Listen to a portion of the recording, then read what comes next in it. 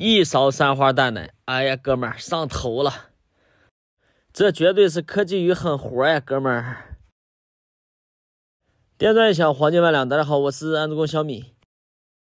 宏基在安装界也是天天面对的科技与狠活呀。看这两个水管，左边高是右边低，左边深是右边浅。我的天哪，难道每装一个花洒都必须得写成一个故事吗？这些年安装干的，我现在感觉脑细胞都不够用了。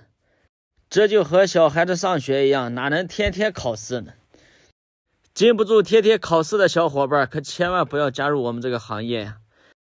这是原装的曲角，我们把它拧上去，和这个装饰盖呢几乎就平了，这基本上就用不上了。还好我是有备而来啊，在我的万能工具包里面刨一刨，哇，刨出一个加长曲角，今天就用它了。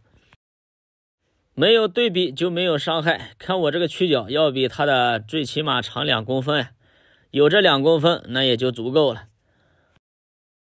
先不缠生料带，我们做一个预组，看一下实际的长度。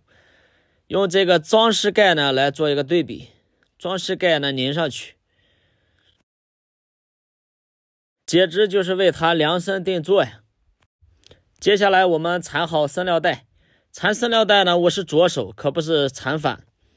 至于缠多少圈呢是没有一个标准的，但是缠出一个什么形状给大家看一下，缠成一个锥形，前面薄后面厚。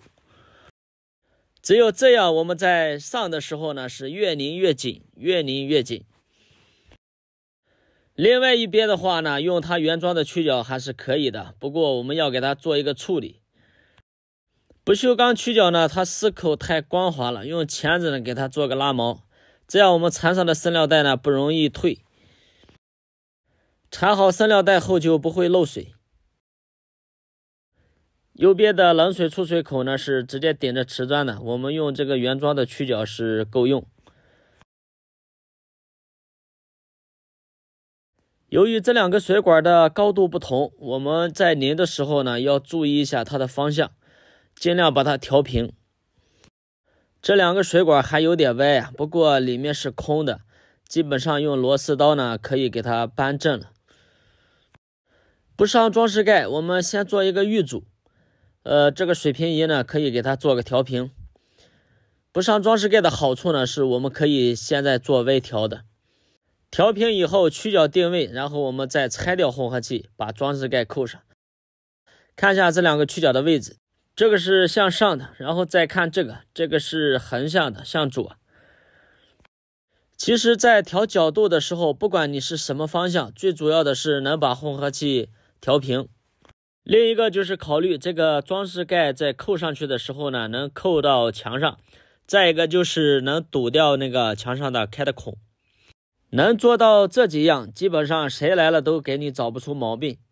这样的话，如果还有挑剔的客户，你就可以理直气壮的说，谁装的比我好，我给你全额退安装费。看一下这个升降器，经常会遇到这个升降器装反的师傅。这个升降器的按键呢一定是向上的，这样不容易滑掉。如果这个按键是向下装的话，我们看一下效果。在实际使用当中呢，这个会自然脱落，或者是用手轻轻一按它就掉下去了。所以这个细节呢大家一定要注意。如果还有哪些细节不懂的话，可以在评论区讨论。固定墙体底座的时候，这根立杆呢最好是拧到位。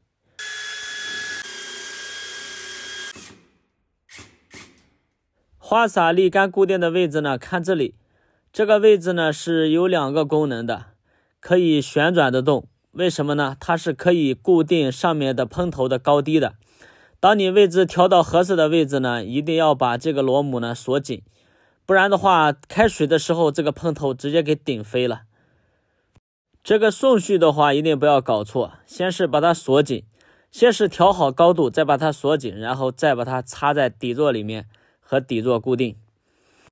给准备购买花洒的业主提个醒，最好的花洒就是这种圆杆的，而且是电镀的。不知道为什么的可以到评论区学习。好了，本期视频就拍到这里，拜拜。